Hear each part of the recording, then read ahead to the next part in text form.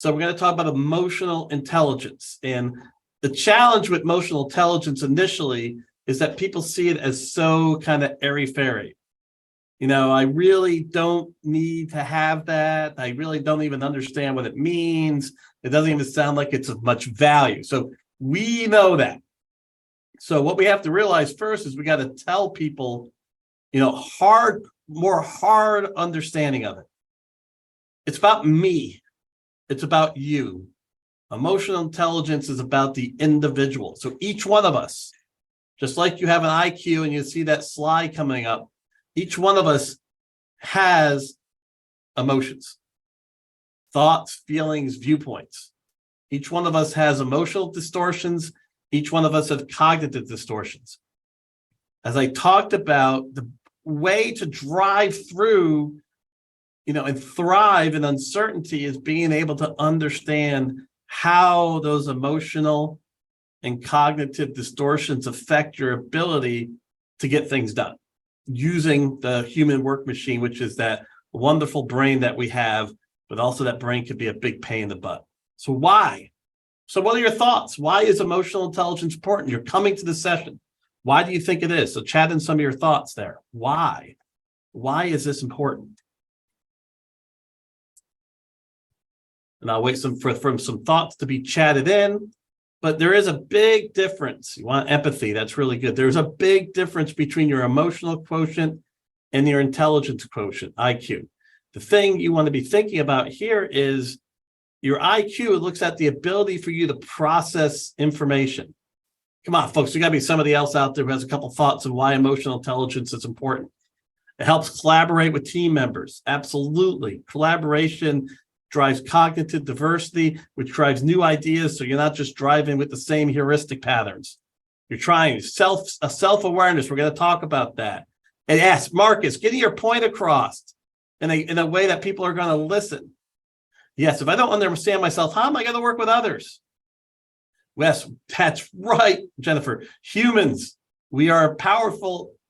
We have powerful capabilities in art and science, but we come with externalities. We come with things that you have to work through. Buy-in. Yes, as your business analyst, if you're doing future state analysis, if you're working with building up business cases, to get buy-in, you have to understand and control, your emotional. You have to manage your emotional intelligence for the situation, as well as yourself. Yes, people don't care until they know you care. So IQ is powerful, but the challenge with just putting all your money down on IQ is the fact that your expertise is eroding quicker and quicker. You want to be able to learn fast. You want to be able to adopt fast. So that's important. But what is becoming more and more important is this idea of how you get things done. And in complex environments, we get things done through people. Teams of people, and understand that each individual on that team is leading themselves, or should be leading themselves, making decisions at the point by which they work. And we see this. So go back. Why is EQ so important? EQ is about buy-in. It's about getting things done, about showing people you care. It's about the self-awareness we talked about. It enables positive responses, everything. You got such great thoughts here. And we have to ourselves understand this, but we also have to begin to teach others as they're moving through this volatile and uncertain business environment, the whole VUCA thing.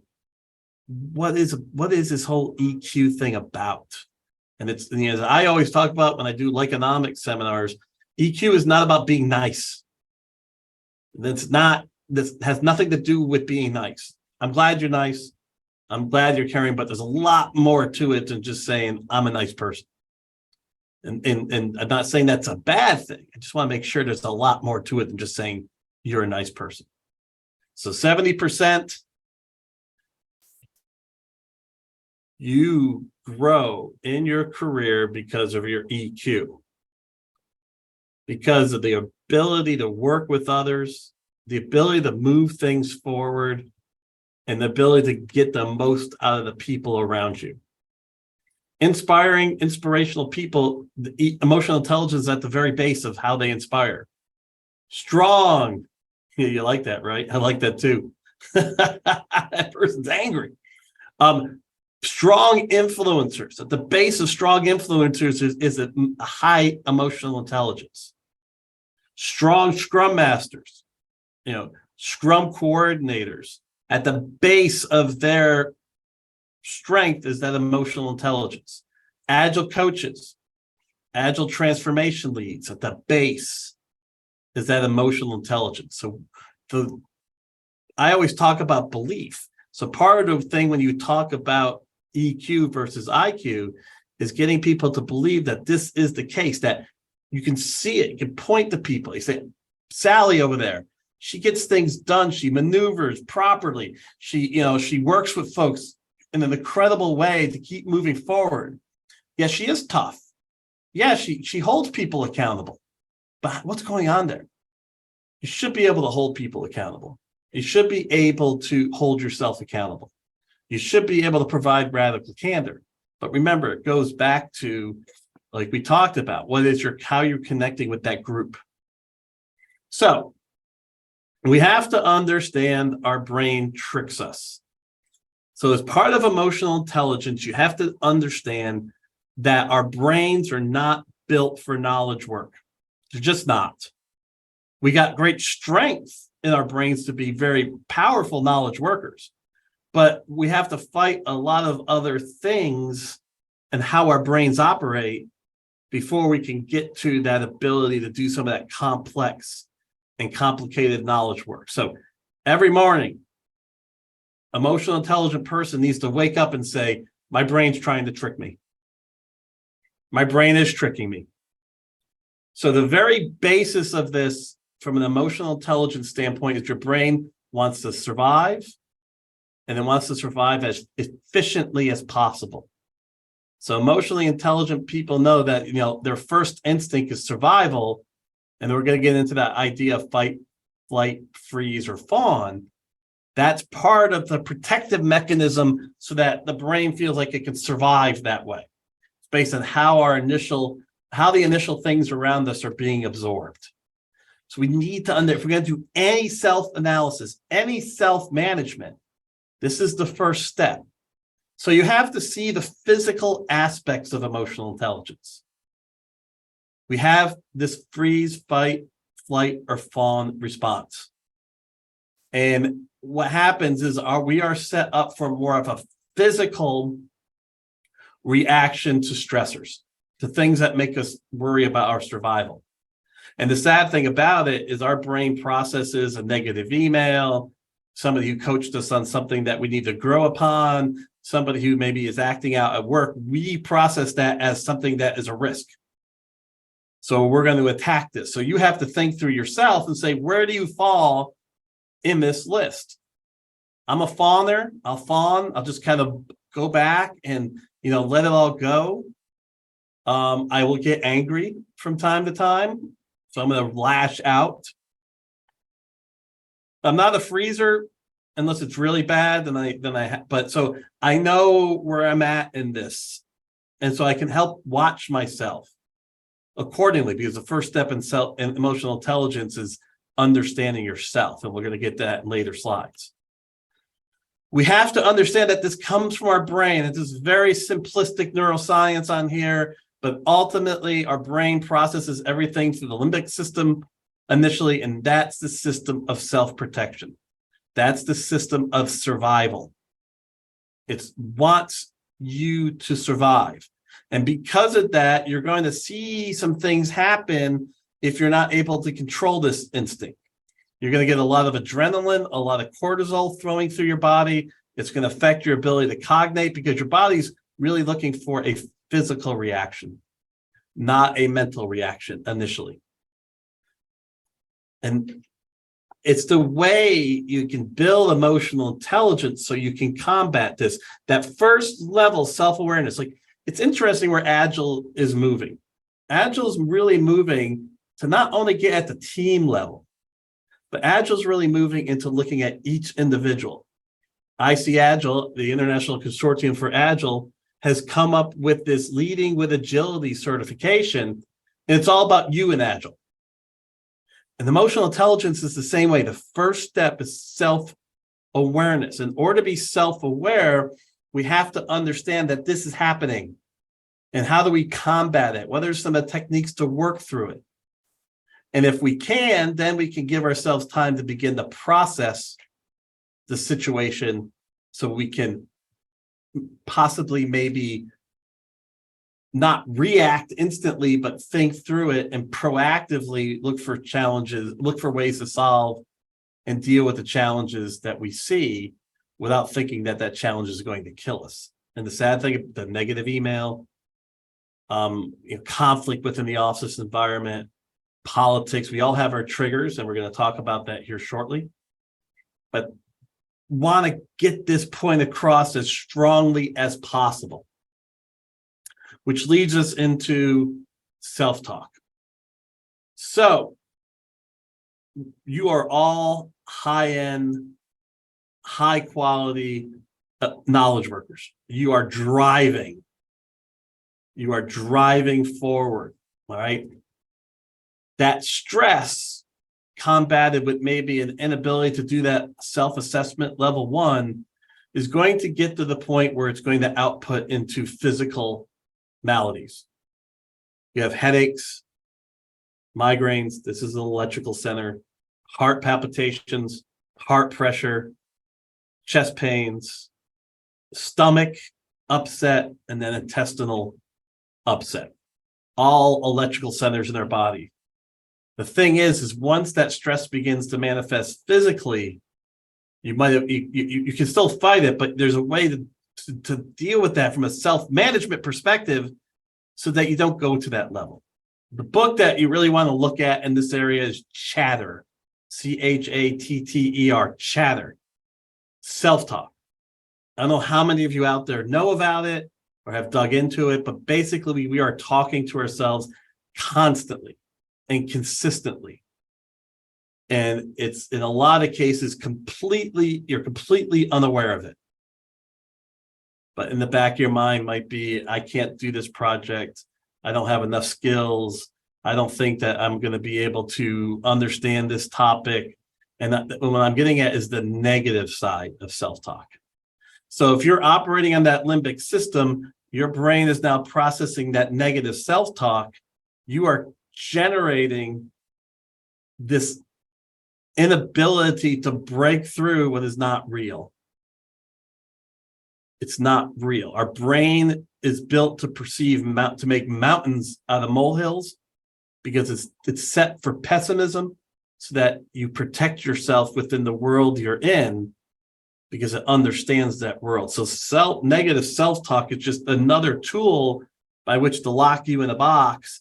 And then, when you can't get out of that box. So when you're doing a presentation, what's going on? You're saying things to yourself. When you're trying to get a project done, what's going on? You're saying things to yourself.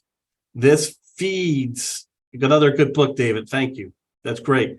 This feeds into poor cognition. It feeds into the fixed mindset we're going to talk about, and it feeds into a lack of psychological safety.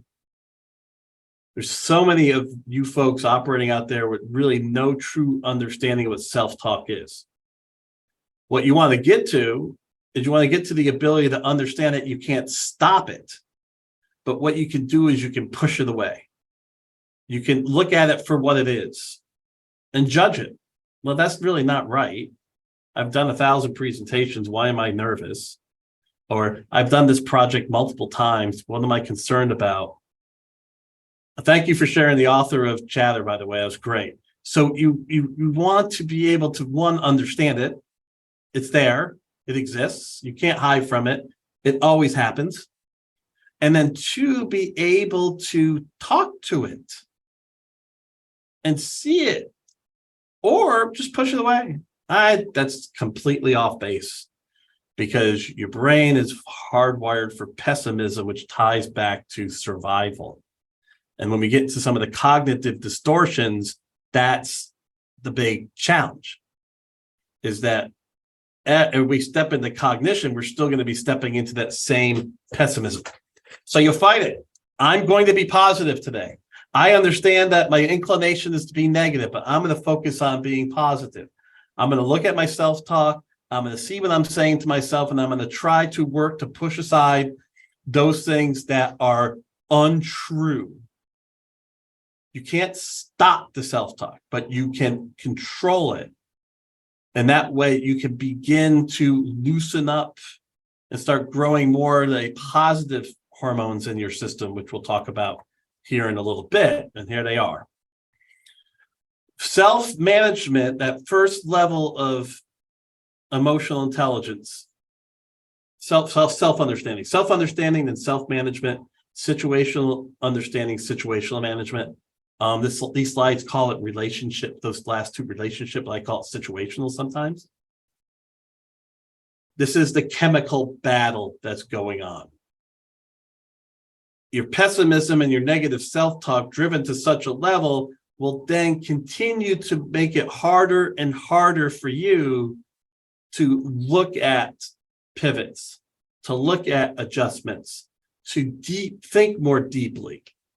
The problem is people think how they feel is true for others. I feel that, therefore it is. That's dangerous as you project. Yes, John, that's right. Here's the skinny. That goes into level 3. Now that we understand this and we're managing it for ourselves, guess what? Everyone we work with is going through this.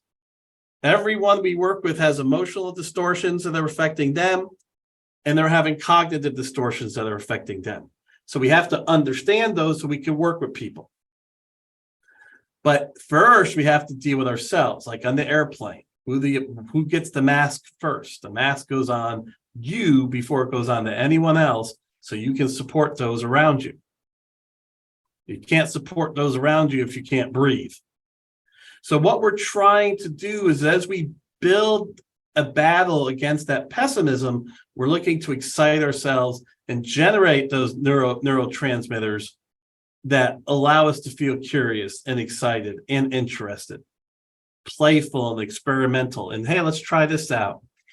I see so many people. Yes, Christina, they're very, you're going to see them. I think I have the growth mindset slide in here. It's exactly right, because emotionally intelligent people under self-management drive for the growth mindset over the fixed mindset. But negative self-talk, when run amok, just drives you deeper into the fixed mindset, almost so you get stuck in a box that's really hard to get out of. But you can, but it takes a lot of work. What you want to do is be able to understand this, protect yourself from that pessimism, push aside those negative self-talk areas to get focused back into that seeking, that curiosity, the fact that you trust yourself, you trust your skills, you have confidence. And I talk about this a lot in presentations, but the fear of losing your job is just tied to the fear of death. So we have that same emotional reaction. But if you're building that growth mindset, that seeking system, you see it as a learning experience and has nothing to do with you. It's to do with VUCA. Volatility, uncertainty, complexity, and ambiguity makes us all a potential casualty at some point. And we could be doing great emotional intelligence, we could be doing great project work, but that doesn't mean you can, if that happens, you can't keep seeking. And most likely, if you have that seeking growth mindset, you're going to be able to pivot and adjust with limited impact to your families, limited impact to your financial well-being. You will get through it. So going back to that seeking and fear system, the next thing we have to understand with emotional intelligence at that level 1 and level 2 is the idea of psychological safety. It's hard to get to level 3, which is situational relationship management, if you haven't broken through the psychological safety barrier. Here's the thing. Psychological safety starts with you. You decide whether you're psychologically safe or not. I can give you the best environment ever. I can provide you accolades across the board, but maybe you're seeing trends in the industry, you're hearing from other people, and you're losing faith and fear is taking over, and you decide that you're not psychologically safe. That is going to impact your ability to drive in a seeking system way, to build that growth mindset, and to get to a point where you can have a strong impact on situational and relationship matters at level 2 and level 3. It's a lot of stuff that maybe you weren't quite expecting in an emotional intelligence presentation. But what I want to get at is the fact that that's level 1, understanding yourself, is so important. It's critical, and we skip over it.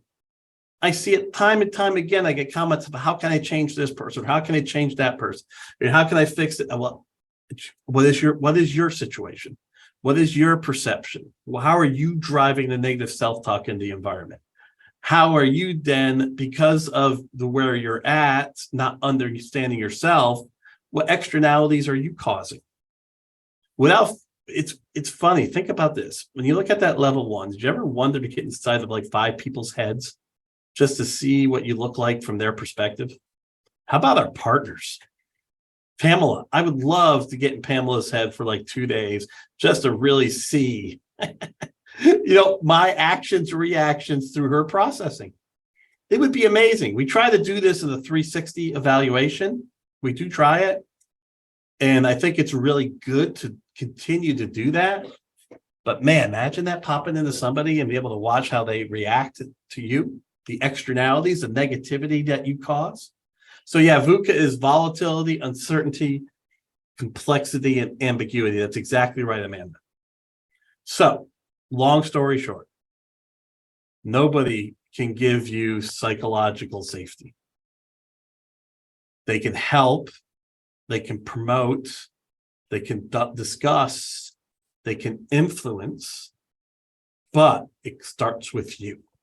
And that basis is the basis of all the fear versus seeking system, the emotional distortions that we face, and how to get through those starts with that idea of I'm safe, I have a growth mindset, I can learn. Then let's start working through the emotional biases I get on a day-to-day basis, the negative self-talk that causes, how to push aside that self-talk, and then Chatter will begin to teach you that book, how to then use the positive self-talk to reinforce your capabilities. All right. Now we've gotten through the emotional side, but you still have cognitive distortions. So in our thinking system, we still have a bias towards negativity. And we have a bias towards deep change. We'd like to jump around. That's why we like to jump between our phones and stuff like that. Chris Casey and I talked about that in the web seminar we did. We like to jump around and get little shots of dopamine when we move from our phone to our email, back to maybe Facebook or back to LinkedIn. But ultimately, that's not real change. Great question, Christina. If anybody has any thoughts, please don't hesitate to throw those thoughts out on that book. So, when it comes to real change, we are scared. All these effective forecasting issues. These are talked about in a lot of books from Malcolm Gladwell. He does a lot of behavioral economics talks. But this idea that, if I don't get impacted, then really I'm not going to get impacted. It's immune neglect scenario because it's about me. Time discounting. I'm going to overvalue today than I'm going to value tomorrow because I know today and I don't know what tomorrow is. And then these others, as you work in complex systems, these cognitive distortions really drive towards your relationship management. When are people suffering from the endowment effect, where they value something that might be exactly similar that they have and somebody else has, they value it more valuable that they have it. Loss, regret, I'd rather do nothing than have to change and have some failure than to do something and fail. Social proof. When there's a lot of people, it means it's important. Reciprocity. If somebody helps me, I have a cognitive innate desire to help them. Some people call it quid pro quo. And then finally, confirmation bias. If I have a strongly held thought, when I research, my brain is only going to see those things that tie into what I believe in. And then finally, as we become more self-organized, we have to fight through the fact that our cognition, the way we operate, is more about representative forms of leadership, representative forms of management, representative forms of team direction. We look for someone to lead. So John has a question. How do we help young people and help prevent serious self-harm? Any books for us, for them, that may help with stemming cognitive disorders? You know, John, I don't have the depth of knowledge there, but I will say that one of the first steps for young people before puberty and just during and then just after puberty as they're, just after puberty as they're maturing is cognitive behavioral therapy. Understanding there's a cognitive behavioral therapy in 7 weeks workbook, so they can start understanding where those actions are coming from. Those actions are coming from beliefs. Deep down, our fixed mindset is driven by a belief that we're no good, we don't provide value. You know, in children, and especially at an adolescent and then going into early adulthood, that belief in themselves can be powerfully negatively impacted by their environments, not at home, but everything they surround themselves by. So looking at cognitive behavioral therapy, they're trying to get them to see what their broken beliefs are, to help them understand that those behaviors are driven by some things that they probably see in themselves that are not correct. Beliefs that are held that are absolutely not correct. All right. We have to understand too, with cognitive distortion, that power corrupts. It corrupts without a doubt. Doesn't matter. When you have a power position in a church group, a power position in a social activity, a trade association, whether you have a power position at work, whatever the case is, there's a corrupting nature to it. And ultimately, to see ourselves first before anyone else, then we don't even see anyone else. It's not that I don't like the people that I'm quote unquote leading. I just don't consider them. I consider them through the lens of how it helps me. This happens. You have to control it. It ties to EI, is as you become a stronger influencer, as you get into leadership positions, you got to check. So I ran a company, I built a company, I sell this almost every day with me. As I thought about things, I go, how's that? I mean, I'm more important. I started this. I should get this. I had to control. I had to watch and filter this power thing, because it just attacks. And it's your first sensation. And again, it's a survival sensation. It's an emotional response. So you want to have this in a box and understand it, especially when you're working with people in the certain authority levels, to try to be able to story tell and support them through their needs to get things done. So we know why. We talked about it. You know when to express emotions and when to control emotions. That's right. But you also understand how to connect and when to connect and in what ways to connect. You also understand that in situations, you can't prejudge. You have to dig in and figure out what cognitive bias might be affecting that person. We make very quick judgments based on our emotional responses, trust and competency, and that can stick with us, and we can make very wrong decisions about someone that will affect our ability to drive the team forward. So, any questions, comments, thoughts? I see a lot of shares out there with regard to books. If you have a question, if you have a thought, just go ahead and chat it in. I'll be happy to answer it or give you some dig in on some other ideas there. So, what are our dimensions? The first dimension is self-awareness, and we banged on this one. We banged on this one associated with your emotional distortions. associated with the issues of self-talk, associated with the issues of psychological safety and understanding that and managing that in yourself. And then we dug into some of the cognitive biases, but not as much as we could. I could go and do a whole presentation there. The self-awareness around the cognitive biases gets you deeper into 3 and 4. Okay, you're self-aware. Now, can you self-manage? So when a trigger happens, when an emotional response happens, what are you doing? First off, you got to build awareness. So one of the first interview questions I ask people is, how do you handle frustration? Frustration is a very powerful emotional response in the workplace, especially in complex, complicated matrix environments. You will get frustrated. There's no doubt. Even if you're driving in a seeking system way, you're going to get frustrated. So what do you do? Out there, folks, what do you do when you get frustrated? How do you self-manage that? What do you do when you're angry? When something hits you that causes you to have an emotional response, and it usually is written more than it is face-to-face. What do you do when you're angry? How do you process? A question would be, when you get angry, what do you do for the next 2 hours if you have meetings? What do you do about those meetings? I'm in the office, I walk the stairwell. Great. Step away, breathe. So breathing is a very strong tool to drive the initial level of stress, because you're controlling the physical nature of stress. Your breathing reduces the anxiety.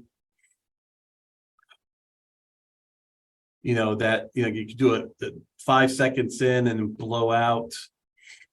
You can stand up. Walking is great because then it kind of gets that same breathing going. It helps you push away. You got some tapping therapy. The key here is, I like the whole picture. When you start getting angry and you start getting frustrated, take a step away and look at that whole picture. That's a really good point, Christina, to see yourself in the system. When I talk about adaptive leadership, a way of leading, you have to understand your position in the system. So that self-management is important, looking at all the triggers. What do I do if I have a really good news? How do I self-manage that? What do I do when I get frustrated? What do I do when I get angry? Reschedule. This is the thing. You have to manage yourself to understand that you are trying to influence, you're trying to move forward, you're trying to get things done. And self-management, if you're not in the right state, you understand the mistakes you can make before you even open your mouth. People can see it in your body language. Remember, if you're stressed out, if you're frustrated, if you're angry, you have to understand that shows up in your nonverbal communication. Most of communication is nonverbal, 60%. And they're going to judge you from that. You look harried, stressed, red-faced, what's going on? Oh, this person doesn't know how to handle the work environment. Oh, God, this person must be unorganized. They really don't have control over the situation. It's that quick judgment that you have to deal with when you're dealing with self-management. So David talks about trying to unpack why the email got me triggered and look from the perspective of the person who sent it, yes, and take away the tone. So what you're doing there is you're giving time. The best thing to deal with your emotional impacts is time. Time is a powerful tool, and to exercise some of the endorphin, some of the adrenaline, and some of the cortisol by getting some exercise, exercising that out so that you can recalibrate your system. But take time. Emotional response is about taking time. Attempt to get clarification of what is making me frustrated, but that only tends to get worse. Example, someone says, do this to get it done, but they've left out half the steps, then say, why are you doing it in this way? I relate to it to describing a process. You can't leave out steps, especially if you are an analyst, which in turn looks like the others. You appear to be incompetent to important people. Interesting. First off, your mind is saying you're incompetent. You appear. Are you incompetent? You're not. Shannon, you're not incompetent. That's right. So the first belief is you aren't incompetent. The second scenario is to accept the environment that you're in and try to find the best way to work through it. Third is you understand you can control it through your moving on or addressing it in a certain way and how you react to it. So that's the thing. You have choice. You don't feel like you're stuck. You have choices. You have empowerment. That's where people get stuck with frustration, is they think they don't have any choice. They think that they're stuck. So try to break through that stuck issue. But yes, you are not incompetent. There's no concept associated with appearing incompetent, but you can't, because you're not incompetent. And that belief will strengthen your ability to think through how to manage this situation accordingly. That's great. And I know you don't. I get it. And the thing is, emotions aren't bad.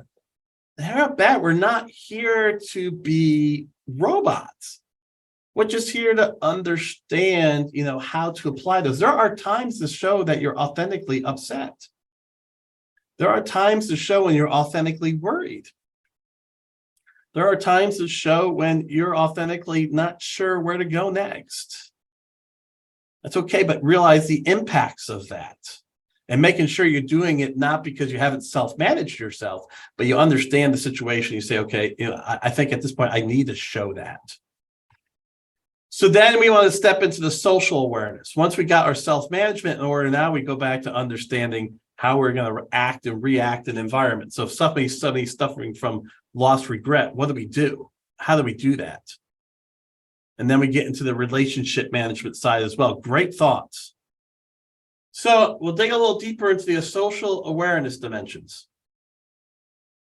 The accuracy of the self-assessment is very important. Being real.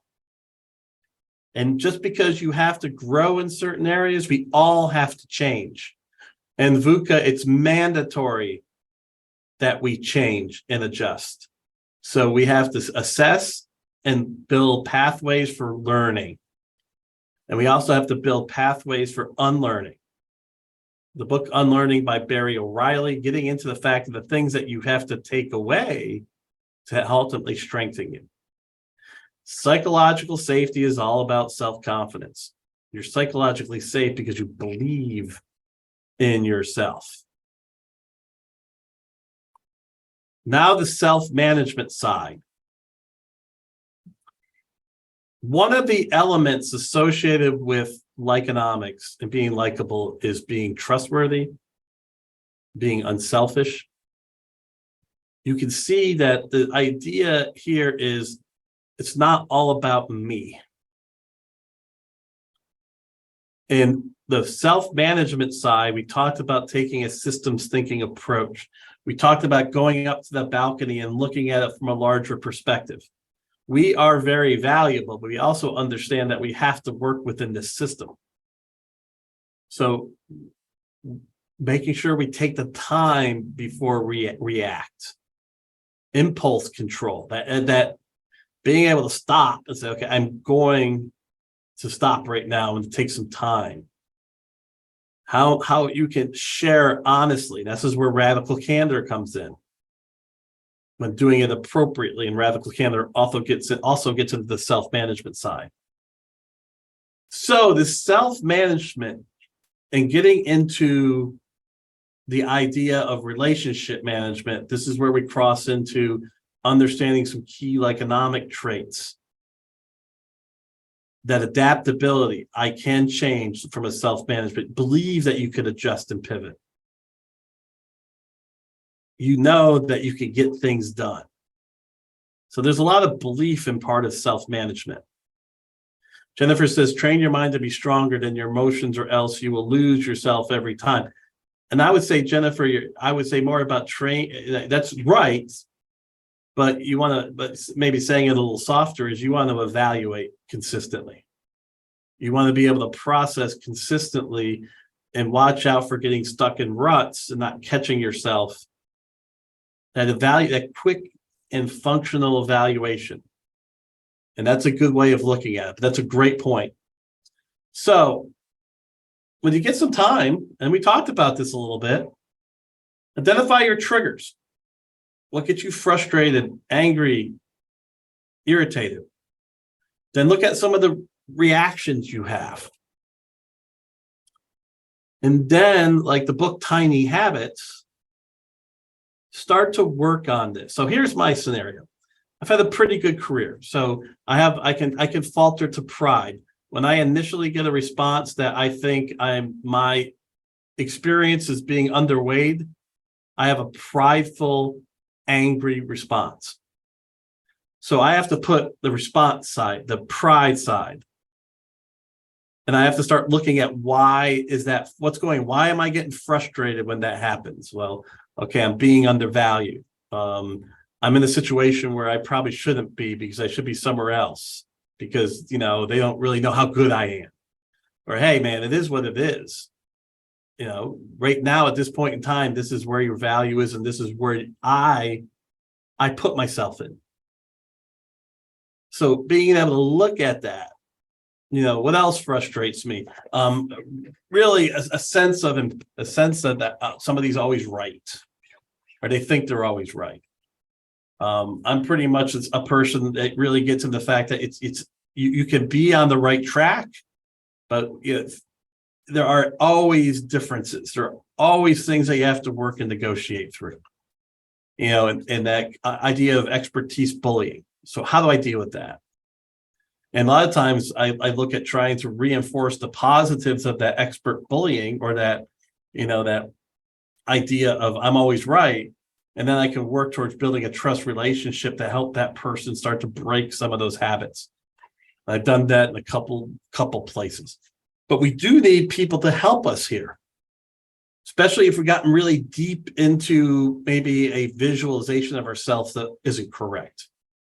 A belief about ourselves that is wrong and we don't even realize it's wrong. So part of taking really deep into this emotional intelligence piece is looking at yourself and really seeing where your broken beliefs are. One of the first things I do with transformation people who are transitioning from want to move into a different area of work, is I make them do their beliefs. I go back and say, let's look truly at the beliefs you have in yourself. And then let's look at where those broken beliefs are. I did some work with one person and realized that they just really didn't believe they could pivot from their industry. So we had to work on breaking that belief. They were honest enough to get to the point of self-understanding that the reason they stayed is they don't believe that their skills are relevant for another industry. So that's getting deeper into the self-awareness side. But I think the key here is you can look at this and you can start this process. So we got miscommunication from Shannon, or lack of it, is what does it to me. 20 people have a common goal, but we all get there in different ways and it goes off the rails. All right. So miscommunication. When does that get triggered? What are your reactions to it? And then what are some things you can change with those reactions to move forward in a more productive way? Then Robert has his own tool here. He shared it with everyone. That's great. Thank you, Robert, for doing that. Again, you got tools you want to share. You wrote a book. You got a blog post. You've done something for wisdom. This is all about wisdom of the crowds. These things, really, you do web seminars to get some additional ideas from maybe me, maybe to quantify where you think you're right, maybe to see, where some directions are going, but also to learn from each other. There's a lot more value in the, people we have in the session than there is just in me. So don't hesitate. That's great. Great share, Robert. So this is the thing. Where are the drawbacks that you manage yourself? So when we get into the social awareness dimensions, the Lyconomics thing I was talking about. So as we start moving into social awareness, relationship, situational awareness, are you relevant? Are you relevant? So that means when you're working on something, are you relevantly tied to that? Are you keeping things simple? Even though it's complex, and there's complex work under that, there are times and places to try to show the outcomes of what's happening and why you're doing it, the value of what you're doing, and then breaking it down for someone. Timing. Timing is huge. When and where to present and how. And then unselfishness, that service orientation. We talked about this, utilizing the referent or referent power base, unselfish. And even if you're doing something that has a selfish tint to it, you know what? That's okay. Express it. Be transparent. Be transparent about that. Yeah, there is going to be some benefit for me in this situation. But I'm also seeing the benefit for the group. And this is all, and then the last thing, of course, is being trustworthy, transparent. And this is all wrapped in your social and relationship dimensions as you're going out there and you're influencing and you're controlling your emotional intelligence. Storytelling. Telling stories that tie back to things that you're trying to deal with. So in 2009, ASPE was about to fall apart. I mean, we had just started to grow.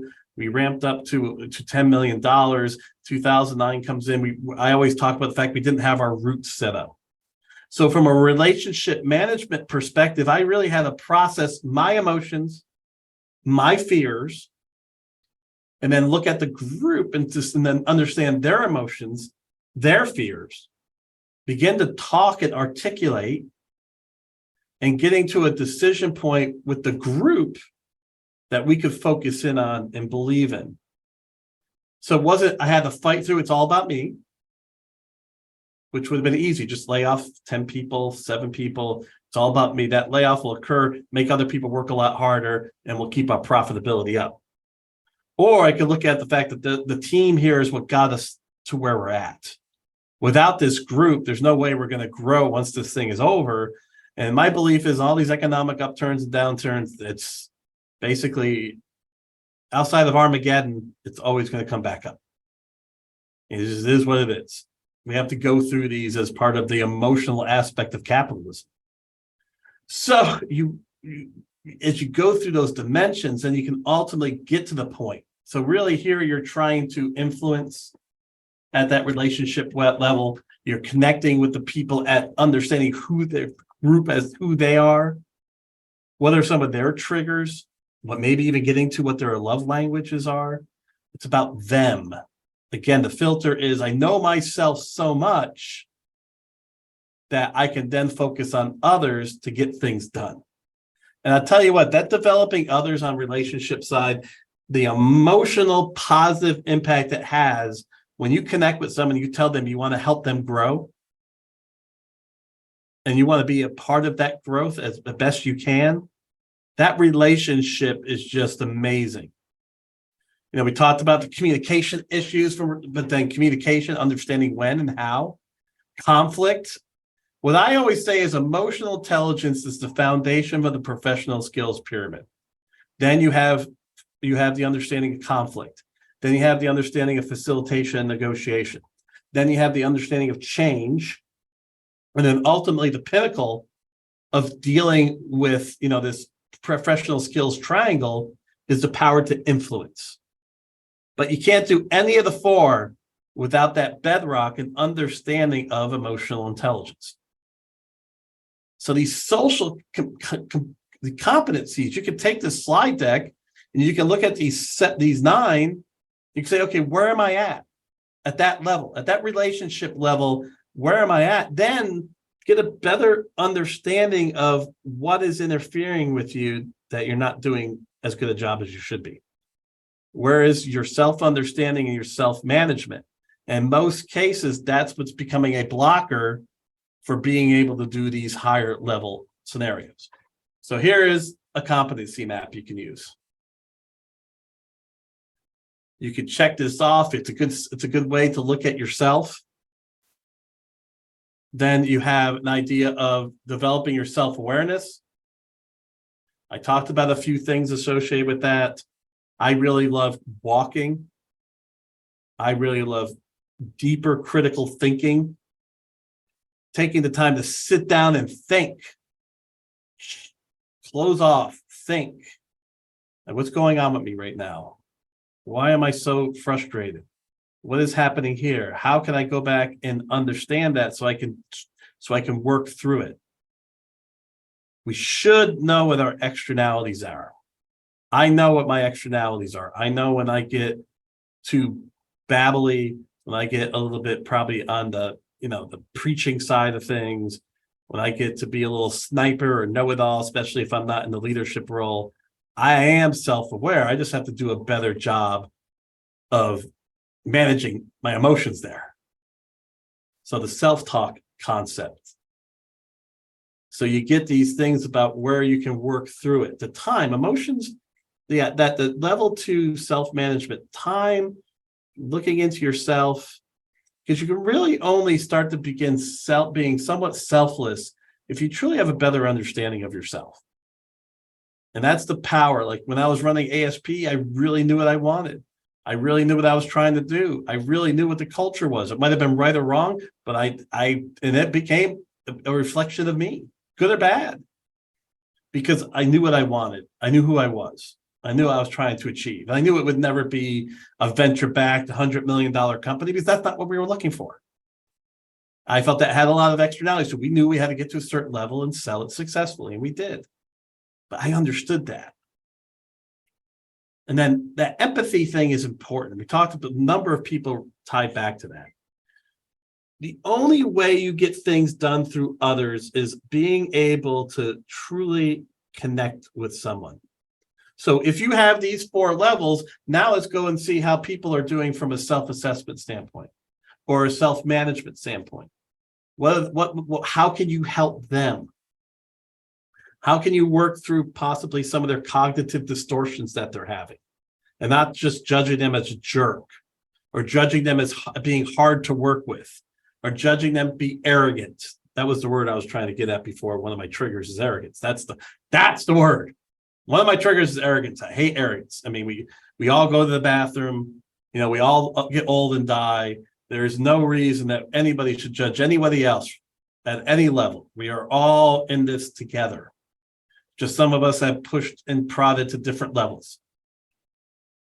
So basically, taking that and supporting others through their process. You do that, you will connect. You will get things done better, more effectively because you'll connect. And this is where you can be authentic. And this is the idea of part of emotional intelligence is knowing when to be authentic. So these are all guideposts that you can look at. You can look at some of these checkpoints. We give these slides out in the PPT format, the PowerPoint format, so you can go back and look at it. Emotional outbursts, there's no real good way to do it. Sometimes you should avoid. Sometimes people just have to blow up. There's no reason to go after. There's no reason to do anything. The second one is, smooth over, as in just try to work on the positive aspects of the situation with being still honest.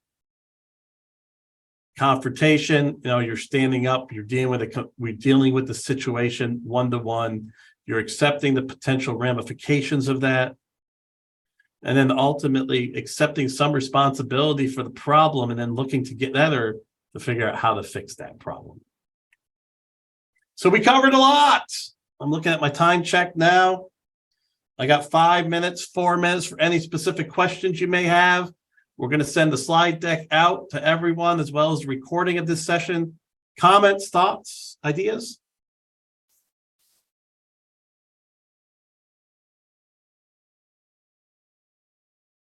Come on, you got to have some comments, good or bad.